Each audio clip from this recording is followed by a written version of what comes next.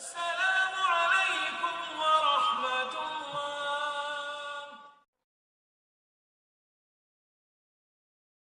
الله. Tabi'i, Uwais al-Qarni. You all know the story of Uwais al-Qarni. If not, then we'll summarize it briefly. Uwais al-Qarni was not a companion. He was a tabi'i. He never met the Prophet ﷺ. And the Prophet ﷺ told Umar ibn al-Khattab that there will come to you a man from Yemen. And he described him in detail. And he said his name is Uwais from the tribe of Qarn. When he comes to you, then ask him to make dua for you. Ask him, Umar ibn al-Khattab. You all know who he is. Umar, you ask this person whom I've never seen to make dua for you. Why? Because he was righteous to his mother. Umar ibn al-Khattab, being who he is told to go to this man because he was righteous to his mother. Now some books of history mention a story, Allah knows how authentic it is, but it is mentioned in our classical sources, that Uwais al-Qarni used to take, he was the only son, his father had passed away, so he's taking care of his mother in a very dutiful manner. And he asks and begs permission to go to Medina to meet the Prophet ﷺ. So his mother grudgingly allows him to go, but she says, look, you know that I need you, therefore I only give you basically a day or two in Medina. As soon as you get there, you meet the Prophet ﷺ, you come back. It is said that Uwais traveled from Yemen all the way to Medina. And when he got there, lo and behold, the Prophet ﷺ was away on an expedition. He wasn't in Medina. So now he's stuck between two options. The first is to wait a week or two.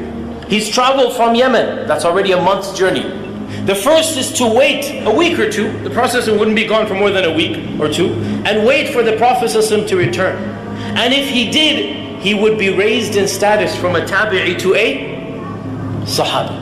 If he did, his status would forever be raised eternally. And the second option was, listen to my mother. What did he choose to do? We can guess. He chose to obey his mother. To give up this voluntary status, because being a sahabi is a privilege, but it's not wajib. Listening to your mother is wajib.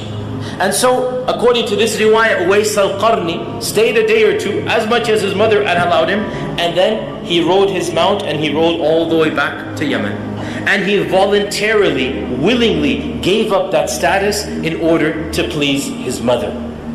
It is no surprise, therefore, that the Prophet ﷺ said what he said to Umar ibn al-Khattab, that when Uwais al-Qarni comes to you, ask him to make dua to Allah subhanahu wa ta'ala, because this is a man who used to treat his mother with righteousness, with birr. And subhanAllah, this really shows us, we want our du'as to be accepted.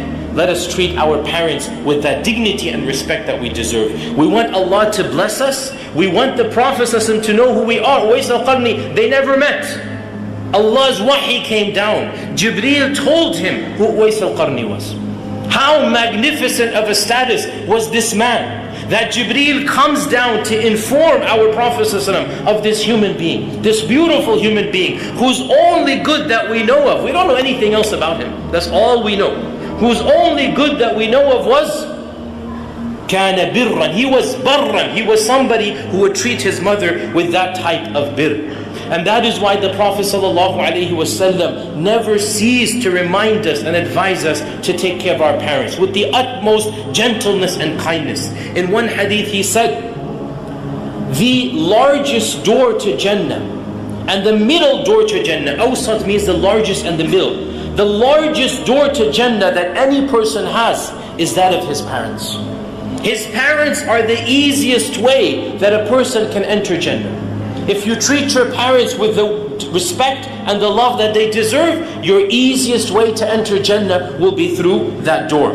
In yet another hadith, the Prophet ﷺ said, the pleasure of Allah is in the pleasure of the parents, and the anger of Allah is in the anger of the parents. The pleasure of Allah is in the pleasure of the parents, and the anger of Allah is in the anger of the parents. If your parents are happy with you, then even if you have other sins, Even if you're done other major problems, insha'Allah ta'ala, this is a source of expiation for you. This is a source of kafara for you. Once a man came to Ibn Abbas and he said to him, "Oh Ibn Abbas, I have done this and I have done that and I have fornicated and I have drunk wine." He basically did every sin in the book.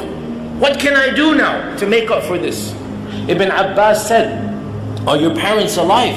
He said, "My mother is alive." Ibn Abbas said, "Go and serve her, because wallahi, I know of no good deed that cleanses a man of all of his sins than servicing one's parents.